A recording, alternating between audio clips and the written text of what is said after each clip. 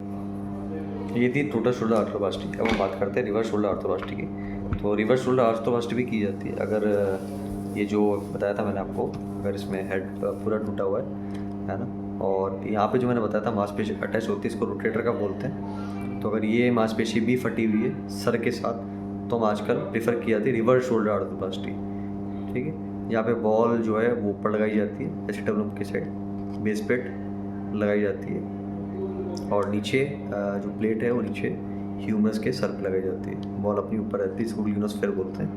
वो acetabulum glenoid जो part होता है, जैसे नीचे एसिटाबुलम होता है वैसे ऊपर वाला पार्ट ग्लिनॉइड होता है। तो ग्लिनॉइड वाली पार्ट पे ग्लिनोस्फेयर लगाया जाता है और नीचे वाले पार्ट पे बेस प्लेट लगाई जाती है। तो ये होती है रिवर्स शोल्डर आर्थ्रोप्लास्टी। यहाँ पे ऊपर वाली मांसपेशी भी फट जाती है सर के साथ, रोटेटर कफ बोलते हैं इस मांसपेशी को। तो ये रिवर्स शोल्डर आर्थ्रोप्लास्टी करते हैं। तो ये बात कर ली हमने सभी डिफरेंट सर्जरीज़ की, जो अलग अलग सर्जरीज़ नई सर्जरीज़ है आज अवेलेबल है हमारे पास। इन सब की बात हम कर चुके हैं। आगे चलते हैं। ये तो हमने ह्यूमरस का ऊपर वाले पार्ट की सर्जरीज़ बता देते हैं। ऊपर वाले ह्यूमरस वाला जो ऊपर वाला प्रॉक्सिमल पार्ट था उसका ट्रीटमेंट मैंने बता दिया। अब आते हैं नीचे वाला। अगर कुछ फ्रैक्चर है, इसका मतलब यहाँ पे शाफ्ट फ्रैक्चर है। यहाँ पे शाफ्ट फ्रैक्चर है नीचे की साइड पे, ह्यूमरस के नीचे की साइड पे जो शाफ्ट होती है उस पर फ्रैक्चर है। तो इस केस में हम क्या करेंगे, इस केस में हम अगर खिसका हुआ नहीं है तो ऐसे भी छोड़ सकते हैं, जो स्लिंग बताया मैंने और जो प्लास्टर बताया यूज लैब उस पर भी छोड़ सकते हैं। नहीं तो इसमें आजकल नेल भी डलती है, तो नेल भी डाल सकते हैं, ह्यूमरस की नेल डाल सकते हैं या प्लेट, दोनों में से कुछ भी डाल सकते हैं। तो ऑपरेट करने की जरूरत तब पड़ती है जो फ्रैक्चर पूरा खिसका हो।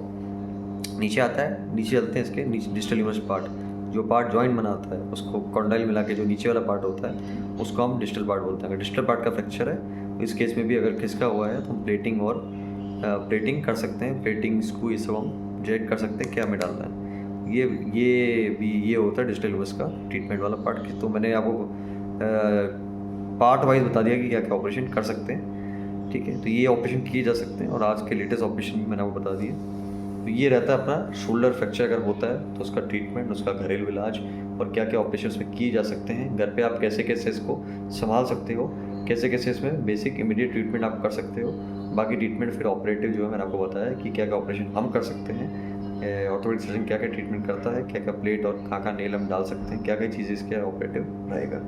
तो ये मैं आपके साथ ये हमारी दूसरा जो वीडियो था फ्रैक्चर शोल्डर का। तो शोल्डर में आपके साथ ये चीज़ें डिस्कस करना चाहता था, जिसमें लगभग आपकी सिम्टम्स के साथ मैंने घरेलू इलाज के साथ हॉस्पिटल इलाज में ऑपरेटिव इंटरवेंशन मिला के कवर कर लिए। नेक्स्ट टाइम डिस्कस करेंगे हम, मे बी हमारा टॉपिक डिस्कशन हिप वाला पार्ट रहेगा। तो आज हमने शोल्डर कवर किया था। आई होप कि समझ में आया होगा आपको काफ़ी हद तक आपको पता गया होगा हम क्या क्या इसमें चीज़ें कर सकते हैं।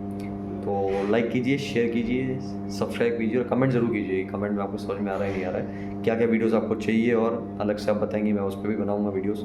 टॉपिक आप बताइए मुझे कि क्या क्या दिक्कतें आपको होती है वो आप बताइए, उसके बेसिस पे अगर आता हो उस पर भी वीडियो बनाऊंगा। आंसर तो मैं लगभग हर किसी का करता ही हूँ कमेंट वाले सेक्शन में। तो आप कमेंट कीजिए, खुल के कमेंट कीजिए, जो भी आपको चीज़ चाहिए हो या नंबर आपको चाहिए हो या आपको लगता है कि आपको मुझसे बात करनी है या आपको डिस्कस करना है, वो भी आप कर सकते हो, है ना। और यूट्यूब पे आप कमेंट डाल ही सकते हो, उसको तो मैं पढ़ूंगा, तो मैं आपको आंसर इमीडिएटली या थोड़ा के कर दूंगा, आंसर ज़रूर करूँगा मैं। लेकिन ठीक है, तो आप डिस्कस मेरे साथ कर सकते हो क्या क्या चीज़ में आपको दिक्कत आ रही है। कोई भी पार्ट हो ऊपर से नीचे तक बॉडी पार्ट, आप मेरे को बता सकते हो कि सर यहाँ पे ऐसा दिक्कत आ रही है, आप मुझे कमेंट कीजिए, मैं उसका आंसर ज़रूर करूँगा। धन्यवाद।